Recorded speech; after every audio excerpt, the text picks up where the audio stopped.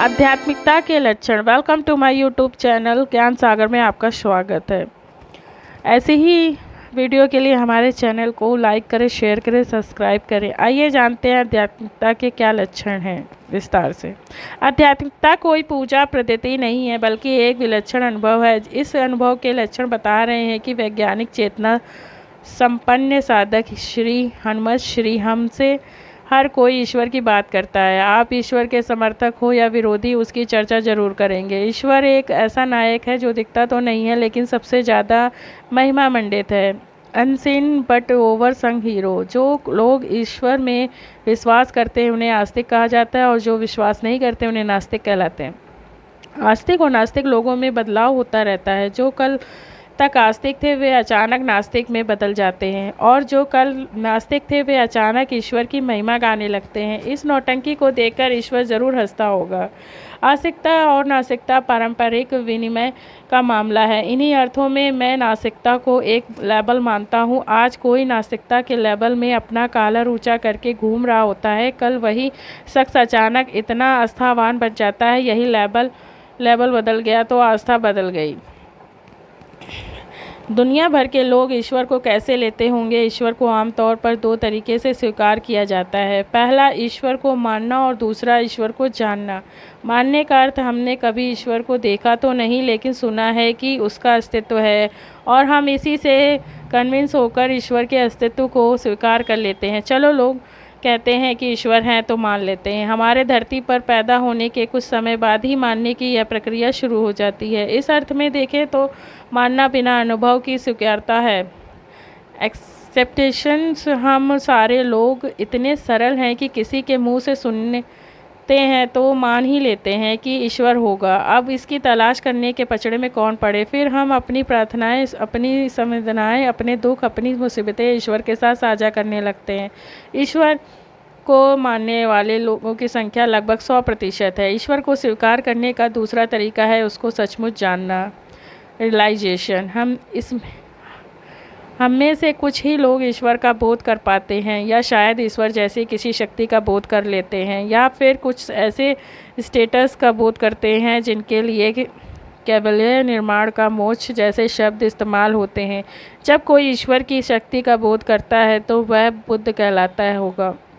यह जानना है जो है मानने से अलग घटना है। जबकि दुनिया भर में ईश्वर को मानने वाले 100% हैं, तो स्वाभाविक है कि जानने वालों की संख्या ना के बराबर होगी। जो ईश्वर को जान जाता है वह प्रबुद्ध हो जाता है, और जो जानने की कोशिश करता है वह आध्यात्मिक हो जाता है। जब हम धार्मिक होते हैं तो केवल ईश्वर को मानते हैं, लेकिन आध्यात्मिक होते हैं तो हम ईश्वर को जानने की कोशिश करने लगते हैं। यही कारण है कि धर्म और अनुयायी होते हैं, लेकिन अध्यात्म में साधक होते हैं। धार्मिकता की शुरुआत पैदा होते ही हो जाती है, जबकि आध्यात्मिकता हमें बनना पड़ता है। पिछले दिनों मैं एक भद्र महिला से मिला जिन्होंने बताया कि वह बहुत आध्यात्मिक है। उन्होंने अपने आध्यात्मिक होने का कुछ विवरण दिया और अपनी कुछ ऐसी दिनचर्या के बारे में बताया जिसे सुनकर कोई भी व्यक्ति कह सकता है कि खास संदर्भ में वे आध्यात्मिक हो सकती हैं। लेकिन अगर कोई आध्यात्मिकता से गहरे से परिचित हो तो इस तरह के विचारों को केवल फैशन स्टेटमेंट माना जाएगा। यह आध्यात्मिकता को फैशन लेवल ढंग से पेश करने की एक कोशिश होती है,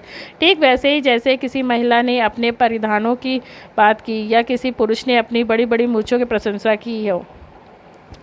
ये मामले फैशन स्टेटमेंट के ऊपर नहीं जा पाते, इसलिए हमारे लिए यह समझना बहुत आवश्यक है कि संत जन और वैज्ञानिक बिरादरी आध्यात्मिकता को किस नज़रिए से देखती है। पूरी दुनिया में इस बात को लेकर वाद विवाद और संवाद होते रहते हैं। आध्यात्मिकता की शुरुआत हम कैसे मानेंगे? आखिर वे कौन से लक्षण हैं जिनके आधार पर हम कह सकते हैं कि कोई व्यक्ति आध्यात्मिकता की राह पर चलना शुरू कर चुका है?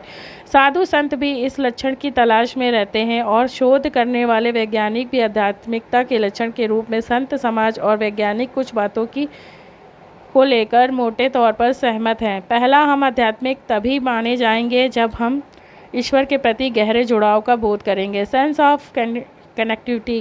दूसरा, ईश्वर की उपस्थिति को लेकर प्रचंड बोध, सेंस ऑफ प्रेजेंस। और तीसरा लक्षण, ईश्वर की उपस्थिति को लेकर हैरान होने वाला भाव, फीलिंग ऑफ ओवर आंसर्स। ये 3 बातें हैं जो आमतौर पर संत समाज ही मानता आया है। इनको लेकर पिछले दिनों पश्चिम में एक दमी शोध हुआ। आमतौर पर वैज्ञानिक साधु संतों की इस तरह की बातों पर काम नहीं करते, लेकिन इस शोध से साधु संतों की कुछ दुर्लभ बातों को समर्थन हुआ है और आध्यात्मिकता की कुछ दुर्लभ बातों का समर्थन हुआ है। आमतौर पर माना जाता है कि जब हम परेशान होते हैं तब ईश्वर को ज़्यादा याद करते हैं, लेकिन शोध की वास्तविकता में ऐसा नहीं कहा गया है। इस शोध में बताया गया है कि जब हम किसी भी चीज़ को लेकर विस्मयकारी और हैरानी भरे भाव से गुजरते हैं तो अचानक आध्यात्मिक हो जाते हैं। उस समय हम ईश्वर से जुड़ाव महसूस करते हैं, उसकी उपस्थिति को प्रचंड बोध करते हैं तथा ईश्वर की विराटता को भी अनुभव करने लगते हैं। यह वह स्थिति होती है जब हम अचानक आध्यात्मिक होने लगते हैं। इस शोध में यह बताया गया है कि ईश्वर की विराटता का बोध हम तब बहुत ज़्यादा करते हैं तब हमें कुछ प्राकृतिक दृश्य दिखाई देते हैं, जैसे फैले हुए पहाड़, विराट नदियाँ, दुर्लभ घाटियाँ और प्रकृति की वन पंक्तियाँ। जब भी हम पहली बार इनको देखते हैं हम एक खास तरह के विस्मयकारी बोध से भर जाते हैं और यही से आध्यात्मिकता की शुरुआत होती है। कभी कभी अति यथार्थवादी दृश्य भी हमें हैरान कर देते हैं, खास तौर पर अगर किसी बहुमंजिली इमारत की खिड़कियों से शेर और जिराफ उड़ते हुए दिखाई देने लगे तो यह अनोखा विस्मयकारी दृश्य होगा। मुझे याद है कि अपने आध्यात्मिक अनुभव से गुजरने के बाद मैंने साल्वाडोर डाली की एक पेंटिंग देखी थी, जिसमें एक दीवार घड़ी अचानक मोम की तरह पिघली हुई दिखाई देती है। इस चित्र में देखने में गहरे विस्मय बोध से भर गया।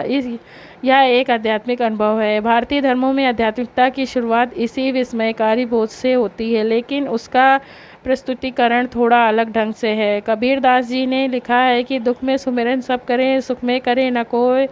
अब जब संकट में गुजरते हैं तब दुख झेल रहे होते हैं तो ईश्वर के प्रति हमारी निकटता का बोध बढ़ जाता है। यह हमारी स्थितियों का विस्मयकारी बोध होता है, लेकिन हैरान होने की जगह हम परेशान हो जाते हैं। आमतौर पर देखा गया है कि दुखी आदमी ईश्वर की ज़्यादा वंदना करता है। इसलिए कहा गया है कि अगर कोई नास्तिक है तो वह निस्संदेह किसी दुख से नहीं गुजरा होगा। आमतौर पर जो लोग ऐसे काम करते हैं जिसमें जोखिम की आशंका या अनिश्चितता बहुत ज़्यादा हो तो ऐसे लोग आमतौर पर ईश्वर के प्रति ज़्यादा अनुराग व्यक्त करते हैं।